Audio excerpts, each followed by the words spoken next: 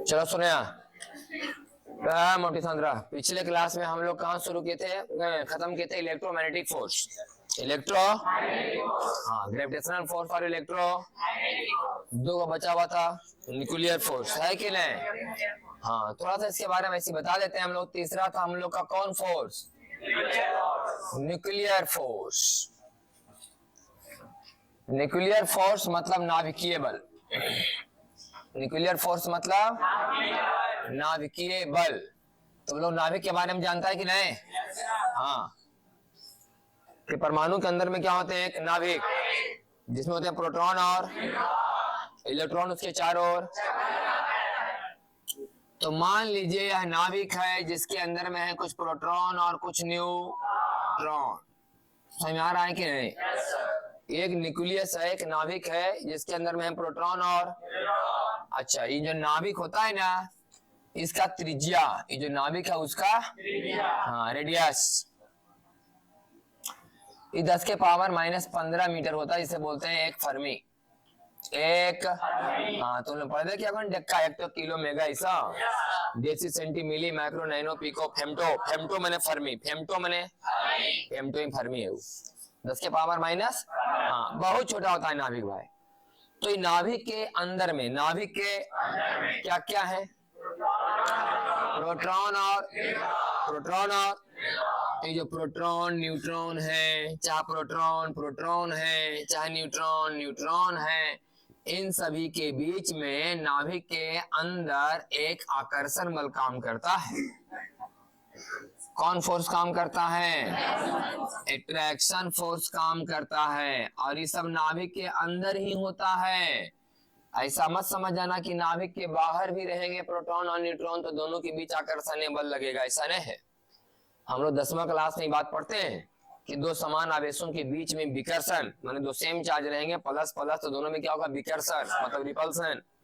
और एक प्लस और एक तो दोनों में अट्रैक्शन, है कि नहीं? तो होना तो ये चाहिए भाई कि दो प्लस प्लस रहेंगे, प्रोटॉन तो प्लस है, इसे पता है कि नहीं? प्रोटॉन प्लस की माइनस, इलेक्ट्रॉन न्यूट्रॉन कोई चार्ज, ठीक। तो दो प्रोटॉन रहेंगे, दोनों में क्या होगा? विकर्षण, रिपल्सन। दो इलेक्ट्रॉन भी रहेंगे, दोनों में क्या होगा? विकर्षण, रिपल्सन होगा ना, सेम चार्ज ना होले, सेम नेचर ऑफ चार्ज। तो फिर हम बोले कि एक प्रोटॉन और एक इलेक्ट्रॉन, तो दोनों में क्या होगा?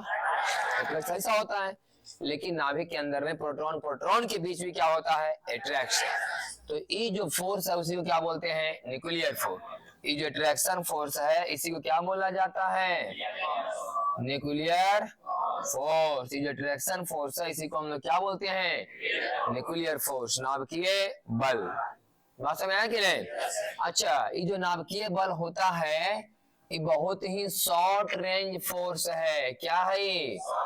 Short range force. Short range का मतलब बहुत ज्यादा दूर तक ही प्रभावशाली, बहुत कम ही दूरी तक में प्रभावशाली है। बहुत कम ही दूरी के बीच ही काम करता है बल, बहुत ज्यादा दूर तक काम नहीं करता है। जैसे गुरुत्वाकर्षण बल के बारे में हम लोग बोलते हैं कि पृथ्वी यहाँ, चंद्रमा वहां, पृथ्वी और चंद्रमा के बीच में कौन बल लग रहा है? गुरुत्वा। ये बहुत लंबा दूरी तक का बात है कि नहीं? ये नाभिकीय बल बहुत क्या होता है? शॉर्ट रेंज फोर्स, बहुत कम, मैंने नाभिक के अंदर काम करते हैं। नाभिक कितना साइज क्या देखिए रहा है? 10 के पावर माइनस मीटर, तो बहुत कम ही दूरी हो ले। हाँ, बहुत कम दूरी रहते हैं इनके बीच, तभी काम करता है नाभिकीय बल। ये था नाभिकीय बल के बारे में बता रहे थे अभी। अच्छा, ये जो न्यूक्लियर फोर्स है नाभिकीय बल है। अगर कहते हैं कि नाभिक अस्थायी होता है, अगर हम क्या बोलते हैं?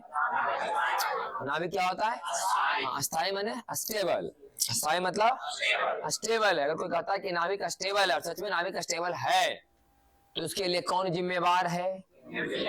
हाँ, अगर कोई कहता है कि नाभिक अस्थायी होते हैं उसके लिए कौन जिम्मेवार है? Nuclear force.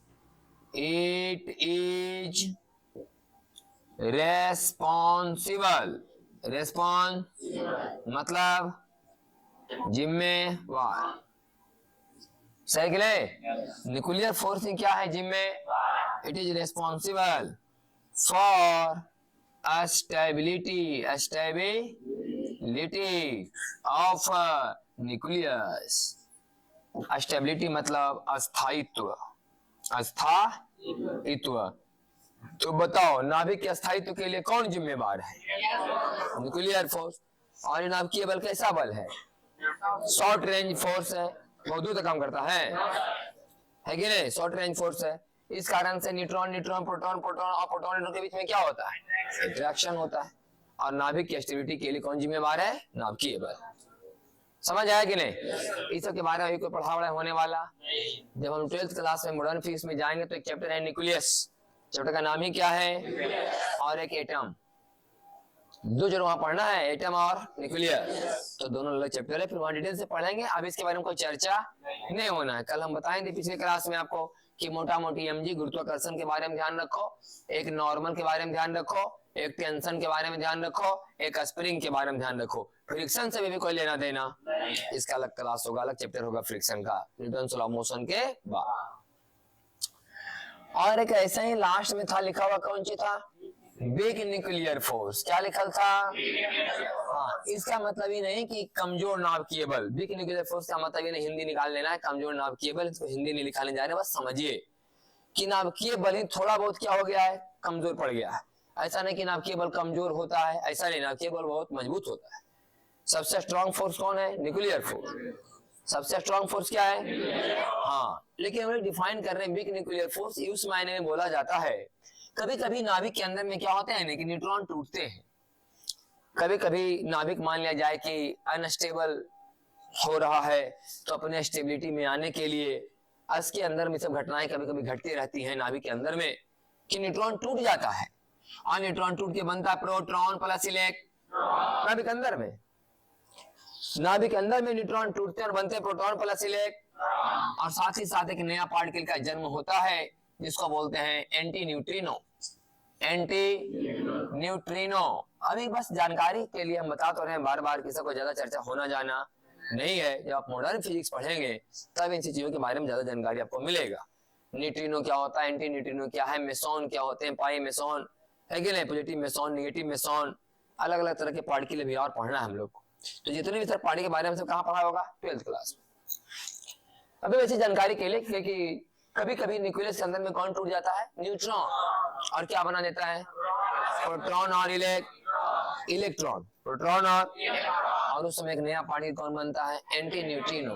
आई जो एंटी न्यूट्रिनो है ना, एनर्जेटिक पार्टिकल है। कैसा पार्टिकल है? हाँ, ऊर्जावान कण। कैसा कण?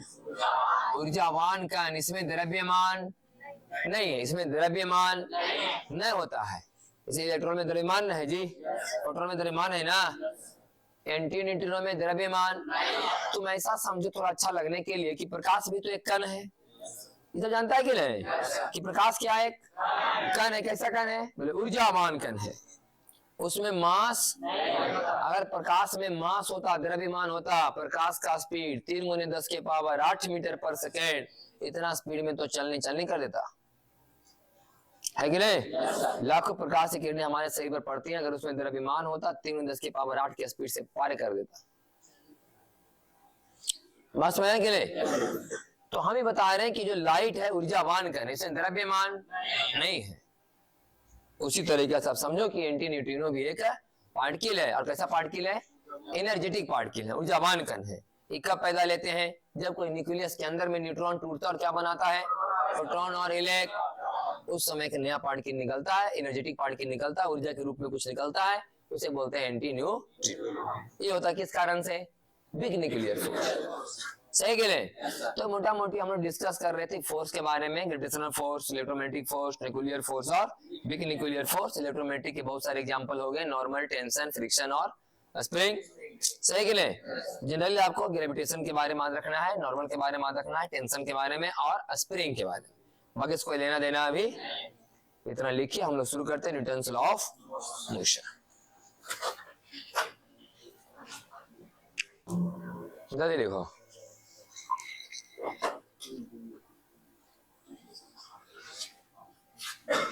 हो गया मोटू? और तुम रोई लेटाती एकदम। बालक, ठीक समझ लेने की, मास्टर कुछ नहीं बोल रहा है एकदम। कहां से आती है? सुनिए सुनने वाले सुअर, कहां से आती है?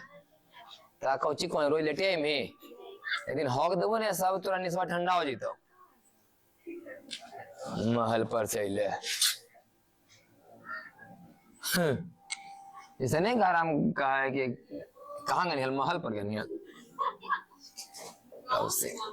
हाँ हम महल पर के बगल में है वो कुछ रहा महल पर के आगे गाँव कौन तो गाँव से कौन गाँव है लोली अखाड़ा पढ़ने चला मुर्गा पीछे कौन गाँव है हवेली पर। समझने की है। हाँ पहले हम जब उधर पढ़ाते थे तो मान लिया बच्चा पूछे कि कहाँ से नहीं है बोले हवेली से। आज साला शुरू हवेली वाला पता नहीं चला कौन हवेली से रोई भाई। फिर बाद में समझ लो साला ये हवेली गांव हो हम महल पर उसने हो गांव में हो। हाँ चलो यहाँ देखो चलो हम लोग शुरू करेंगे न्यूटन्स लॉ ऑफ। हाँ अब हम लोग मेन से चैप्टर शुरू करें ध्यान से सुनो सब। न्यूटन के गति के नियम।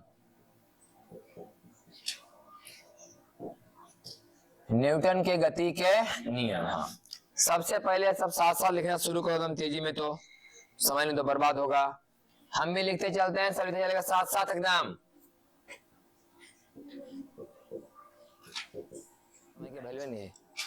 चलो सुनो सब सुनो ध्यान सुनो सब लिख लेना सब ध्यान सुनेगा। अब हम ये चैप्टर स्टार्ट करें न्यूटन की गति के नियम। लिखे कि in this chapter and following chapter we shall study about what happens when force is actually applied on body and aspects of mechanics called dynamics। सब साफ साफ लिखवा दिए, आप भी पढ़ के समझ सकते हैं कि इस अध्याय में और इससे संबंधित अध्याय में मानी अध्याय में चाहे फ्रिक्शन में आगे पढ़ेंगे ना भैया जो भी पढ़ेंगे उसमें हम लोग यह अध्ययन करेंगे कि क्या होगा जब किसी वस्तु पर वास्तव में बल लगाया जाए। इस चैप्टर में और इससे जुड़ा हुआ चैप्टर में हम लोग यह अध्ययन करने जा रहे हैं कि क्या होगा जब किसी वस्तु पर वास्तव में बल। इधर का तो लिखा गया है, हम समझाने के लिए थोड़ा इसको मिटा लेते हैं।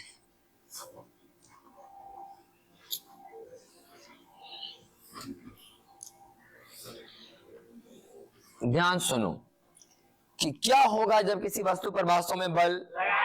आपको पता है कि बल का मतलब क्या होता है, पुश या पुल।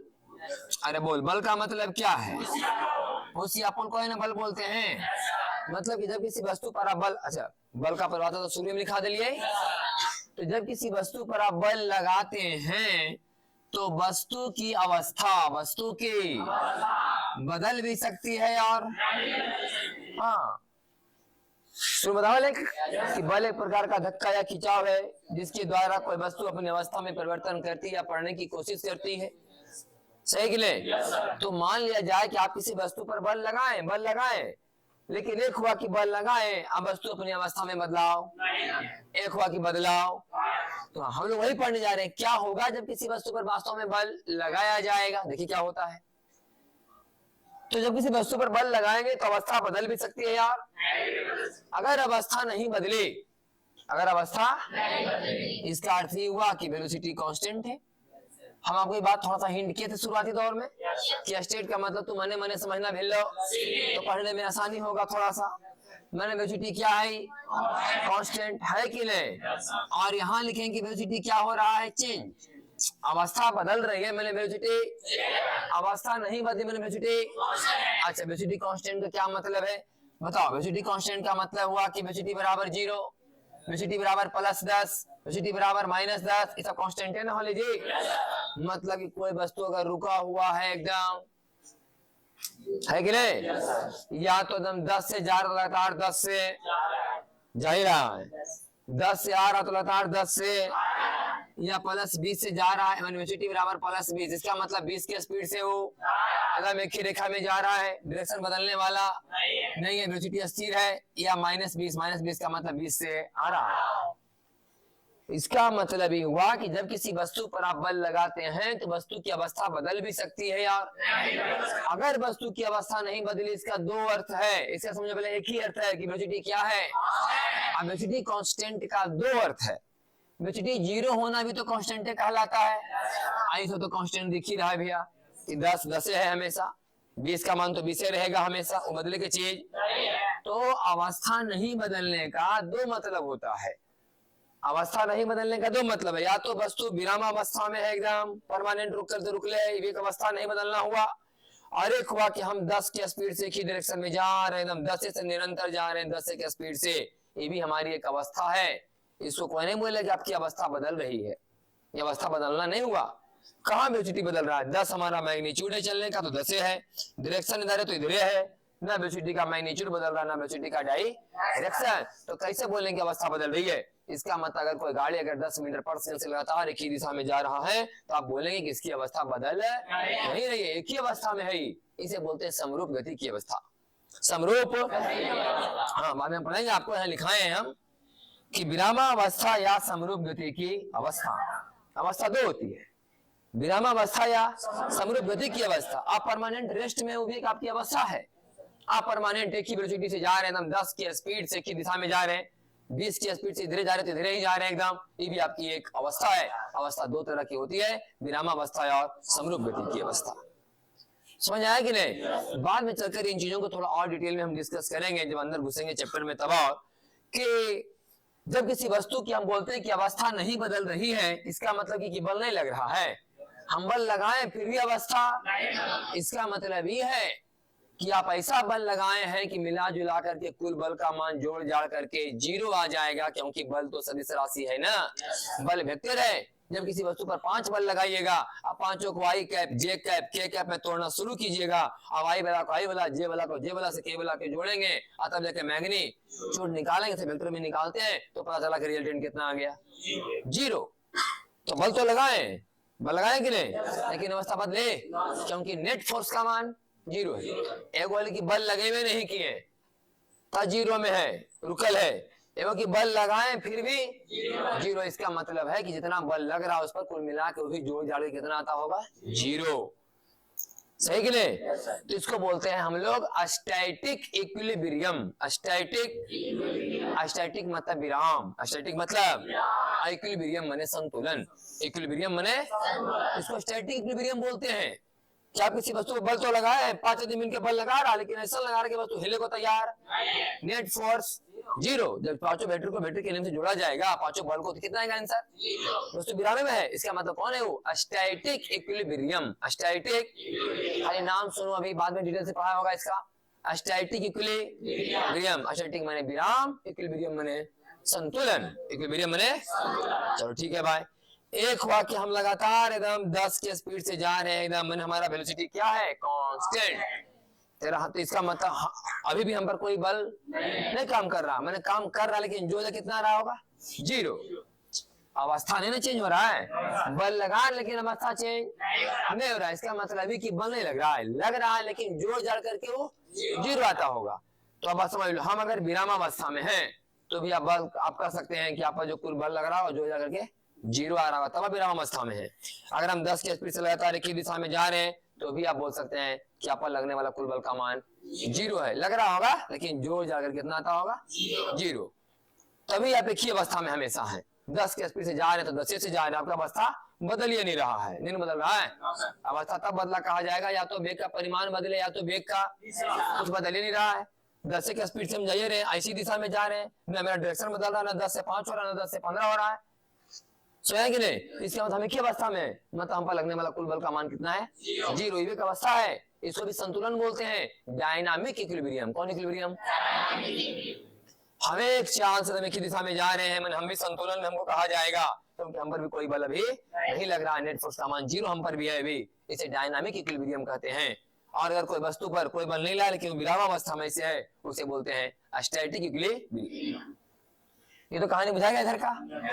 और अगर अवस्था बदले, अगर अवस्था, तब कौन सी वेलोसिटी बदलेगा, चाहे वेलोसिटी का डायरेक्शन बदले, चाहे मैग्नी, चाहे दोनों बदले, कुछ बदले, वेलोसिटी बदल जाना जैसे बदले, या तो डायरेक्शन से बदले या तो मैग्नी या तो दोनों बदले, तो क्या पैदा होगा फिर, ऐसे।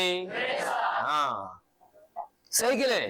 तो हम लोग यही पढ़ेंगे कि क्या होगा जब किसी वस्तु पर वास्तव में बल, देखिए यही सब होगा, इसी के बारे में हम इस चैप्टर में अध्ययन करेंगे।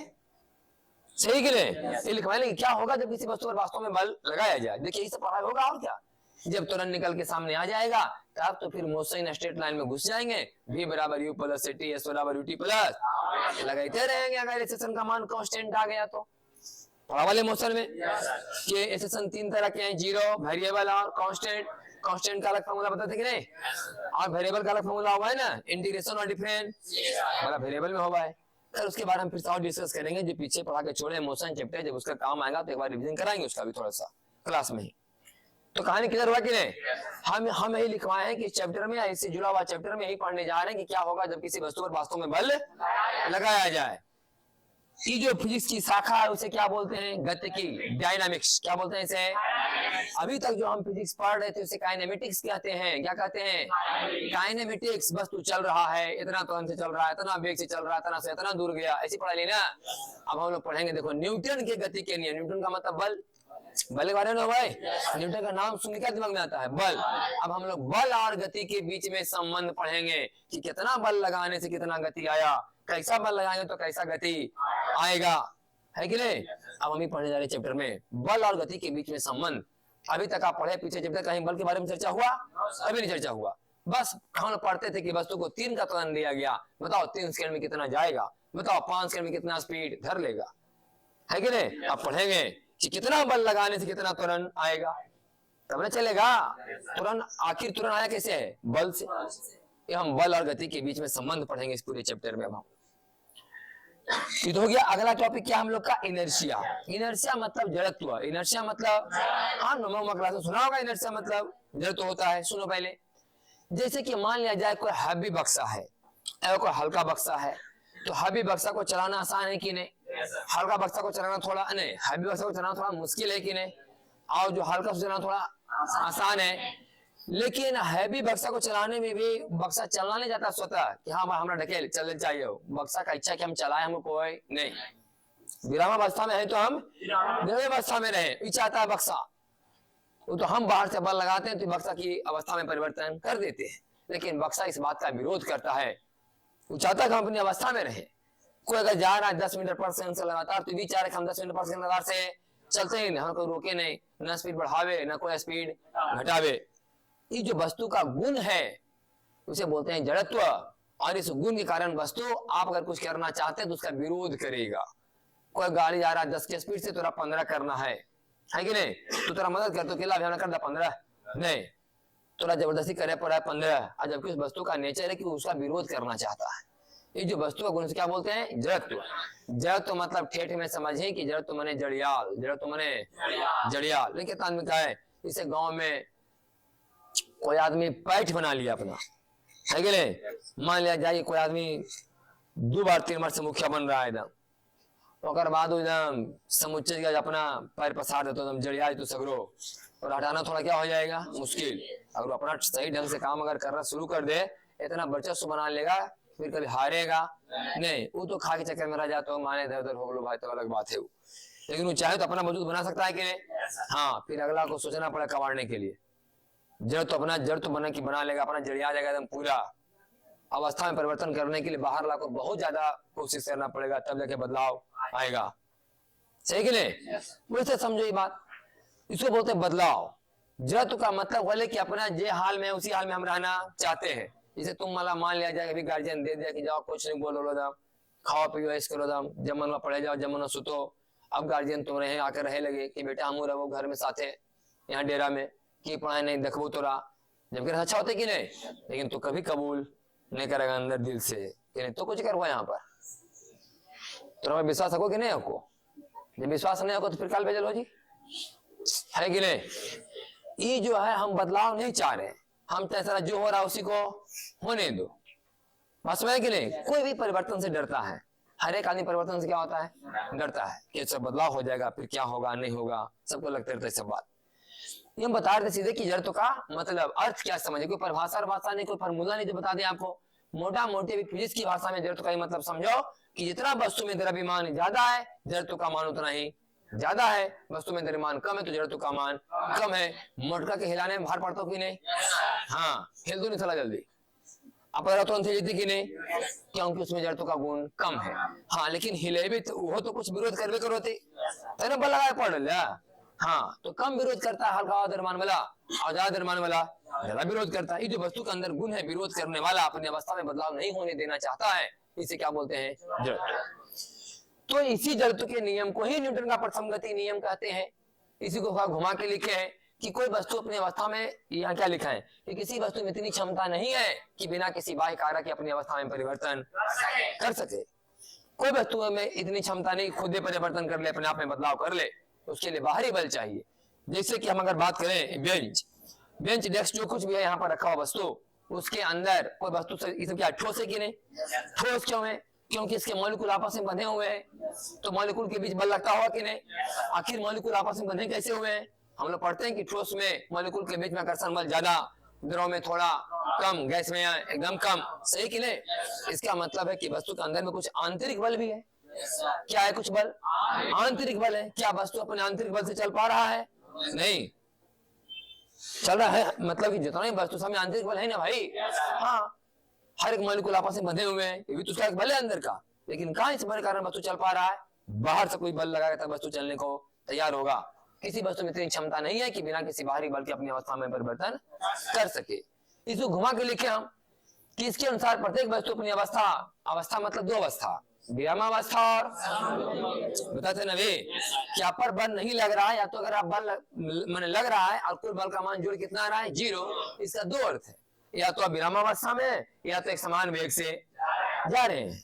तो आप अगर विरामावस्था में हैं, चाहे समान वेग से जा रहे हैं, वो अवस्था को आप बना के रखना चाहते हैं।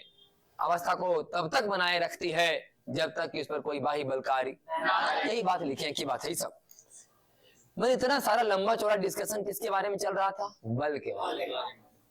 हमें समझने का प्रयास कर रहे हैं कि बल है क्या।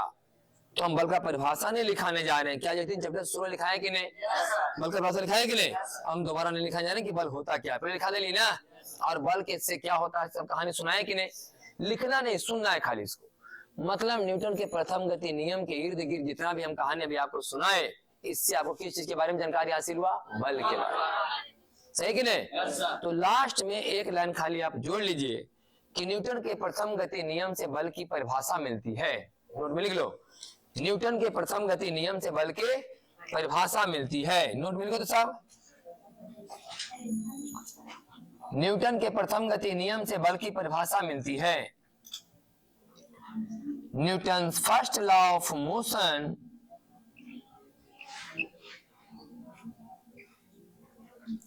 Define force. न्यूटन के प्रथम गति नियम, या ऐसे भी लिख सकता है कि न्यूटन का प्रथम गति नियम बल को परिभाषित करता है, या न्यूटन के प्रथम गति नियम से बल की परिभाषा मिलती है। अगले क्लास में हम लोग शुरू करेंगे न्यूटन का सेकेंड लॉ।